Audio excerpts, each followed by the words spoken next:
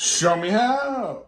I'm going to show you how to install Johnson 1700 hardware. This is folding door hardware on existing folding doors that had hardware on it. Okay, which are these. This opening originally had mirrored sliding doors, okay? Good, you can see it.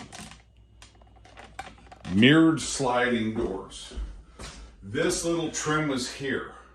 I've already put the track on, which calls for you to put the track on as their website or their YouTube channel shows, 3/4 inch from the front of your jamb, okay?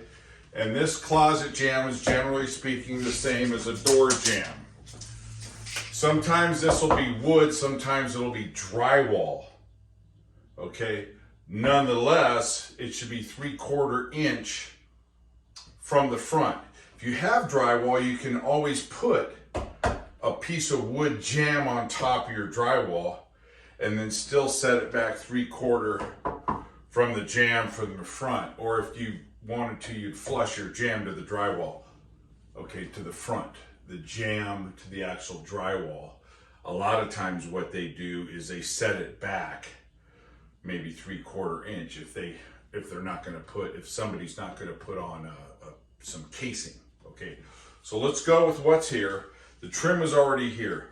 I think I'm going to have to take this off, okay? The top, I'll probably have to take off because it's mitered. But I do have this set back, just to be sure. Yeah, 3/4 inch. I was kind of guesstimating it. All right, here's the first issue.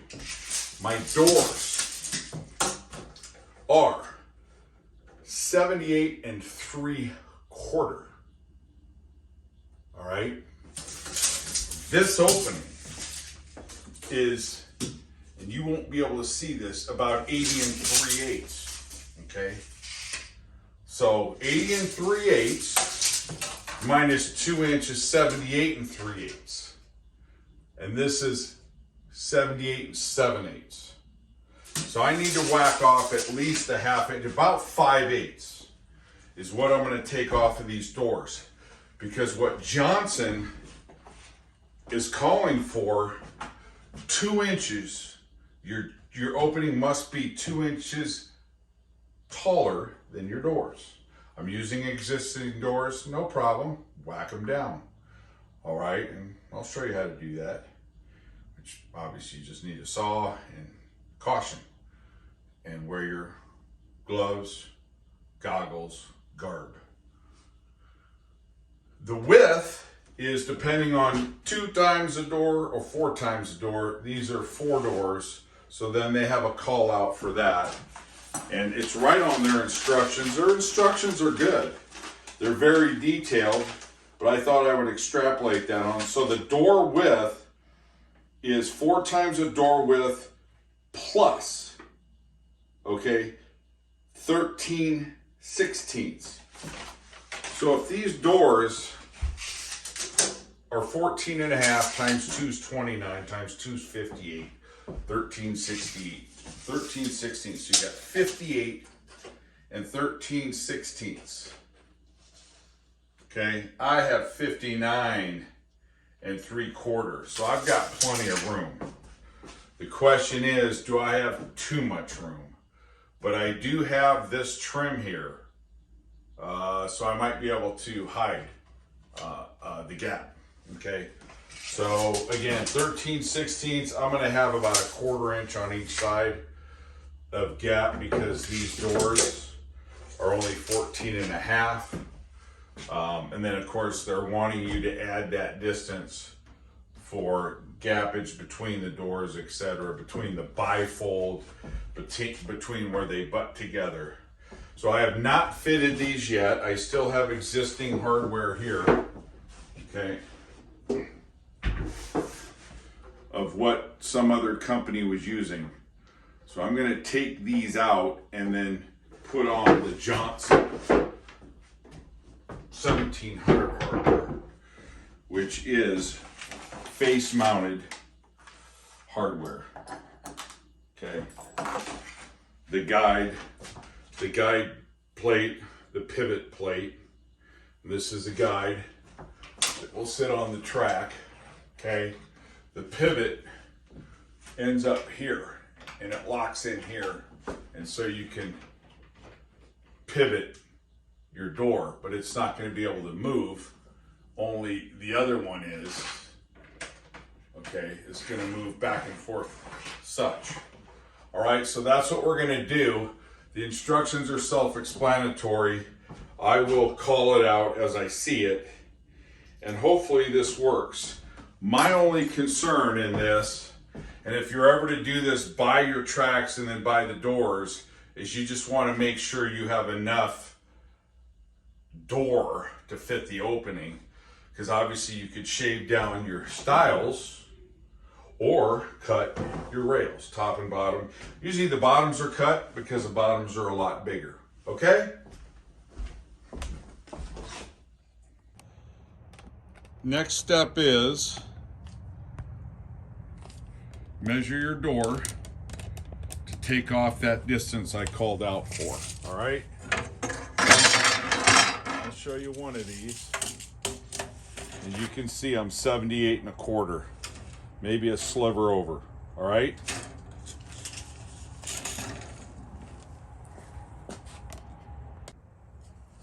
All right, so I got my googles and my garb and my gloves, all right?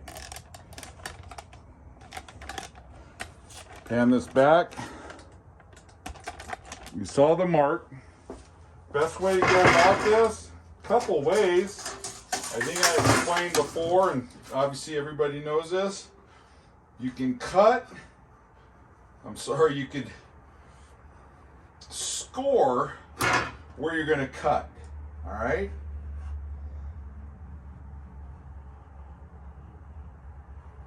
And that will prevent the saw cuts from splintering or chipping over into your wanted portion of the cut, your leftover. Obviously I'm going to take this little hardware out, and I don't know if there's a piece of metal in here or not. It looks like there might be, but it's going to get whacked and probably hurt my blade. But that's part of the consequence of doing a retro installation with an existing door. So got the garb, goggles, all right.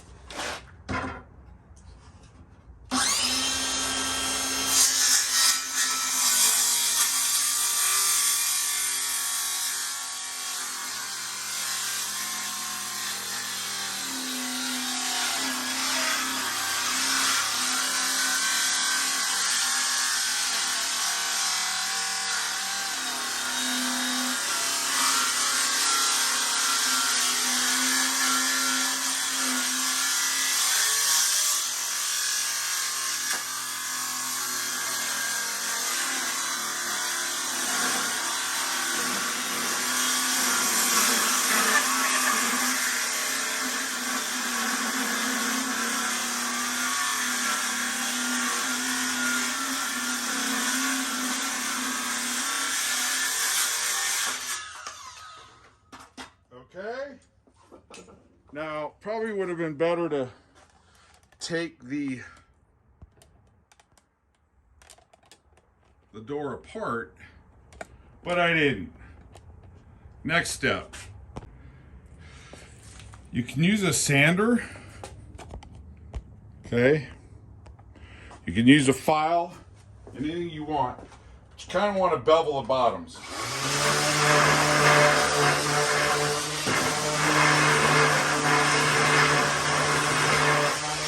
And that would be both sides. Just give it a quick bevel, all right, so you don't have any chippage. And that would be your next step. But you could use a file, a wood file. You could even just use a piece of real coarse sandpaper, because it would be easier for you to hit it as opposed to a fine piece of sandpaper. All right, and then of course, you know, you're going to want to do the other side.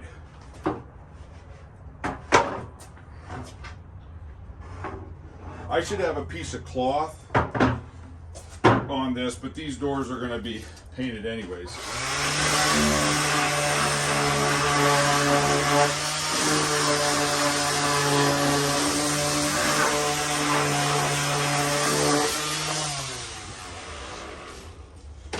Okay, so I want you to see this.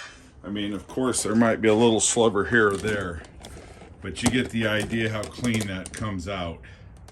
There's no chippage at all.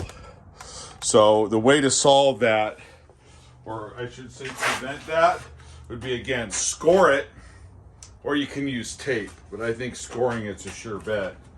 And then you don't have to waste tape or pull it back off or any of that. Okay, so now I got the height. The only thing I'm going to be worried about is, again, is the width.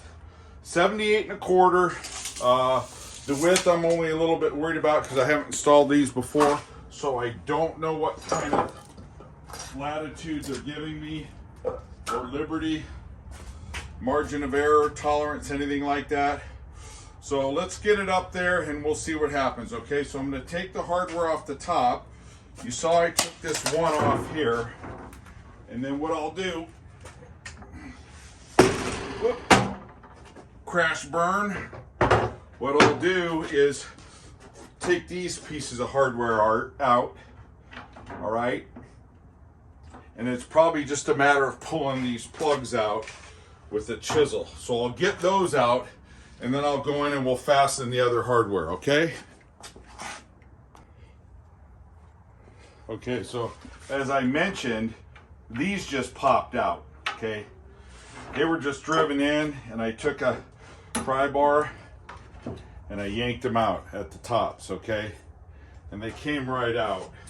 So that now, I may or may not have to redo the hinges. The hinges I have aren't anything special, so I'll see if I can get by with these. The hinges that they give you for the Johnson 1700 have some flexibility and they're spring loaded and whatnot. If I have to use them, I will. But these doors should fit now, okay? Okay, so the next step. So I fastened the top pieces, the pins, the glide, the pivot, and the bottom, okay? So if you follow the directions, there shouldn't be any problem at all. The one concern I had was with this trim, the top. I don't have a problem. However, these top plates I couldn't put on because of the original pins you saw I pulled out. So I'm just gonna have to bondo those holes. So I'm getting pinch here, but this is just kind of at first blush, okay? So it seems to be working really well. And the stopper, okay, the stopper will tell you to set this stopper right when the door closes and then add about 1/8 of an inch. And again, my problem is pinch right here. That will be resolved when I tighten down the door. And at first, you know, run here, so to speak, I mean, they seem to work pretty nice. I'm only getting a little pinch over here, and on this one as well, I'm gonna have to bondo it. You know, I don't really want to use a 3-inch screw because the pin that was inset into the door, they bored a hole probably about 2 inches, so you won't have to deal with that. Okay, the only concern I see with doing this in a retro situation would be your widths and your heights, okay? And I actually haven't even checked my widths yet, so I better check that right now because I may have a problem with that. So, yeah, I'm gonna have a little bit of a problem with that. So what I'm gonna have to do is slide this out a little bit more, this setup here, and then also I can shim down here to get this door out a little bit. But other than that, you're probably not gonna have to do that. If you did have to do that, then what you could do is bore the hole a little bit more over to the, over a 1/4 inch or whatnot. And then the spring pin at the bottom. And just so you know, this is what this looks like. All right. And then what happens is this is a 1 3/16 inches in from the face. And then the height of your door. Because it's neat what they did here. This is spring loaded. Okay. And so it's 1 3/16 inches because it's to the center, as opposed to the track's 3/4 because it's the edge of the track. All right. And so that's what I did, and it's really not too difficult. The only scenario I see is that I'm going to probably have to, again, bring this out about a 1/2 inch or so to get this tight, because remember, I'm using original doors from something else. Okay, so what I've decided is to hinge these doors with the new hinges. And what I'm doing is I'm just spot tap drilling to mark where the hinges are going to go. And 11 inches from the bottom on a panel door is where the rails are fatter. They're twice the size of the top. So you're going 7 from the top and then down and go. 7 inches to the top of the hinge and go. Centered up. And then 11 up and then go. Okay, so after 11 inches, you put your hinges. After 7 inches, you put your hinges, come down. And the center point is the bottom of the hinge for your center hinge. Okay, and like I said, I am just spot drilling this to make it easier so these don't run away from you. Okay, and then after that, I'm going to Bondo. I'll Bondo my my doors where I told you I'm going to need to.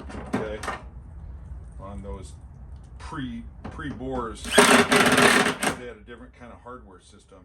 Now, FYI to all you viewers, which I appreciate, I bought these doors for $10 at Habitat for Humanity, and then I actually bought the track setup for $7.99.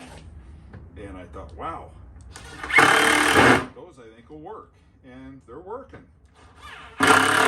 So if you guys are penny pinchers, and I'm not necessarily a penny pincher, I'm a value guy, there you go.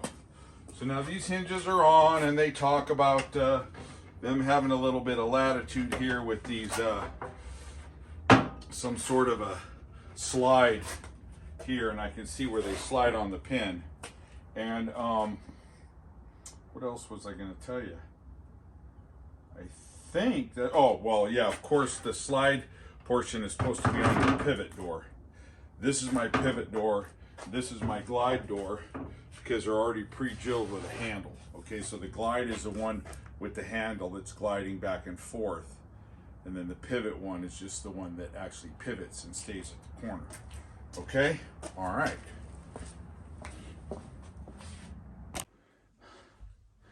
Okay, folks, this is what it looks like. All right. Get this back a little bit. Now, this is standard. All right, remember, I had this little quarter round already here. Didn't need to cover the track. Once this is all painted, it's going to look a lot better. House 53 years old. The doors were $10 rehashes from Habitat for Humanity, so all things are possible. But check this out. Is that nice? Yeah. These were the floors I did in another video, and I'm pretty happy with the way they roll. I mean, they roll nice. Okay.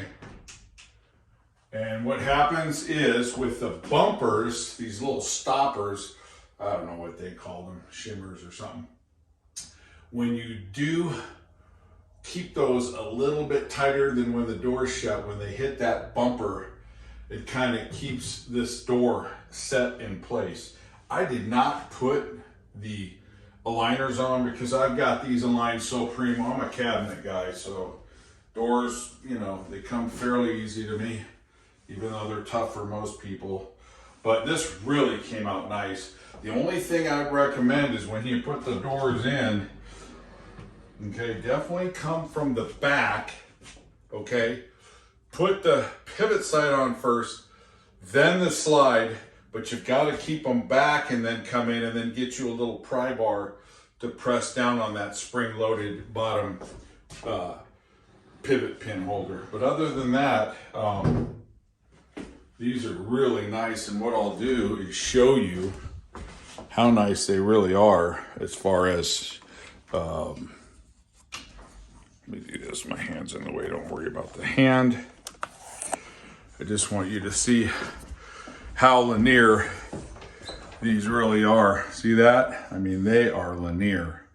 Really happy with the way these turned out, folks. I mean, Johnson 1700s, great. Everything about them was really well engineered and designed.